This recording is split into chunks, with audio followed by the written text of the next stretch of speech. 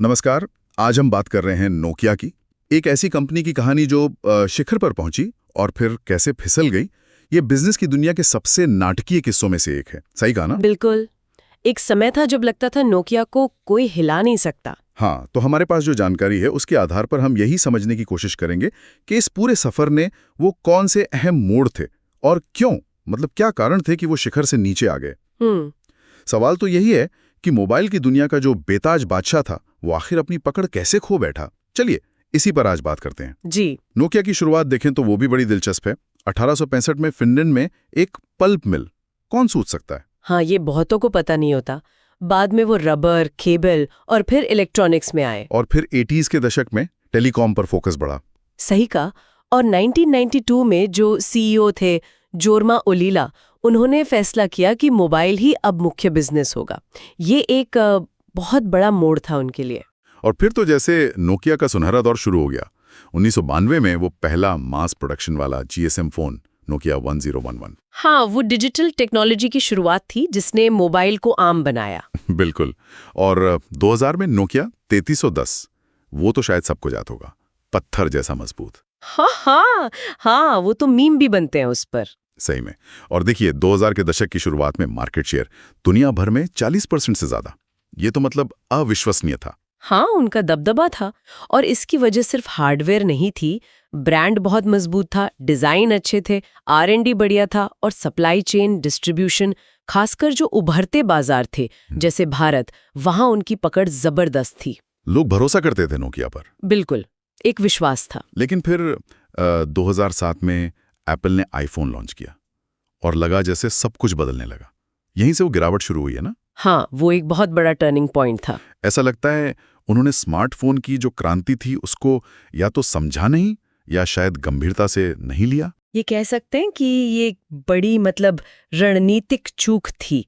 वो अपने पुराने भरोसेमंद सिम्बियन ऑपरेटिंग सिस्टम पर ही टिके रहे, जो कि टच स्क्रीन और एप्स के नए जमाने के लिए उतना फिट नहीं था। वो थोड़ा पुराना पड़ गया था। सिर्फ सिम्बियन ही नहीं, शायद उनका पूरा सिस्टम ही फीचर फोन के लिए बना था। हाँ, ये भी बात है। वो स्मार्टफोन वाली तेजी और सॉफ्टवेयर फोकस्ड अप्रोच को शायद अंदरूनी तौर पर अपना नहीं पा रहे थे। उनके दूसरे प्रोजेक्ट्स भी थे जैसे मीगो। हाँ, मीगो सुना था। वो शायद सिम्बियन का बेहतर विकल्प हो सकता था, पर वो सही टाइम पर या सही तरीके से मार्केट में नहीं आ पाया, देर हो गई। और फिर 2011 में वो बड़ा फैसला माइक्रोसॉफ्ट के साथ जाने का, विंडोज फोन अपनाने का। उस टाइम के सीईओ स्टीफन अलोप वो तो माइक्रोसॉफ्ट से ही आए थे। जी।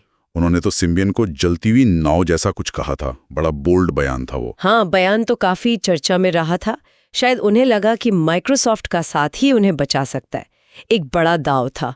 लेकिन वो दाव भी चला नहीं, विंडोज फोन भी iOS और एंड्रॉयड का जो इकोसिस्टम बन चुका था उसका मुकाबला नहीं कर पाया। सबसे बड़ी कमी क्या थी?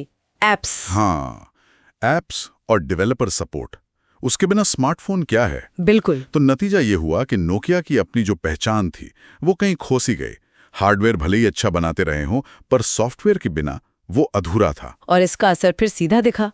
मार्केट शेयर एकदम तेजी से गिरा। बहुत तेजी से। हजारों लोगों की नौकरियां गईं। और ब्रांड इमेज को जो धक्का लगा वो अलग। सोचिए, जिस ब्रांड पर इतना भरोसा था, हाँ, वो भरोसा टूटना बहुत बड़ी बात थी। और आखिरकार 2013 में नोकिया ने अपना मोबाइल बिजनेस माइक्रोसॉफ्ट को बेच दिया, करीब $7.2 बिलियन में। जी।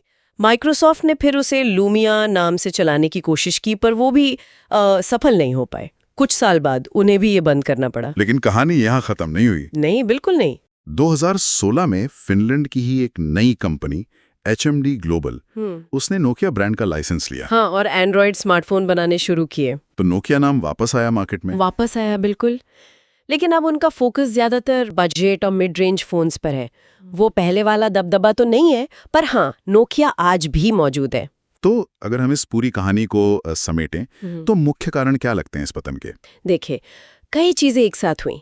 सबसे बड़ा तो यही कि स्मार्टफोन क्रांति को समझने और उस पर तेजी से रिएक्ट करने में बहुत देर कर दी। इनोवेशन में सुस्ती। हाँ, फिर सॉफ्टवेयर को लेकर गलत फैसले लिए। पहले सिम्बियन पर ज्यादा टिके रहे, फिर विंडोज फोन वाला दाव भी गलत साबित हुआ। अंदरूनी मैनेजमेंट की दिक्कतें भी शायद रही होंगी। हाँ, अंदरूनी खींचतान, मैनेजमेंट में शायद दिशा की कमी, ये भी बातें सामने आईं। और इसी बीच एप्पल और सैमसंग जैसे कॉम्पिटिटर बहुत फुर्ती से आगे निकल गए। उन्होंने मौका ही नहीं छोड़ा। बिल्कुल। यहाँ जो सबसे दिलचस्प बात है ना, वो ये सबक है। ये कहानी दिखाती है कि कोई कंपनी कितनी भी बड़ी क्यों ना हो, कितनी भी सफल क्यों ना हो, हाँ, अगर वो वक्त के साथ नहीं बदलती, नई टेक्नोलॉजी को अपनाने में हिचकिचाती है और सबसे जरूरी अपने ग्राहक की बदलती जरूरत को नहीं समझती, तो वो गिर सकती है। बिल्कुल। टेक्नोलॉजी की दुनिया में तो शायद ये और भी ज्यादा सच है। आपको लगातार बदलते रहना होगा। सही कहा।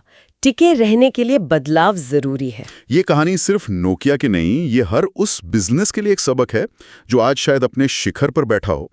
तो ये सब जानने के बाद एक सवाल मेरे मन में आ रहा है कि आज के इस तेज रफ्तार वाले टेक्नोलॉजी के दौर में कौन सी ऐसी बड़ी स्थापित कंपनियां हैं जो शायद इसी तरह के किसी बड़े बदलाव को नजरअंदाज करने का जोखिम उठा रही होंगी। ये सोचने वाली बात है। हाँ, ये वाकई एक अहम सवाल है।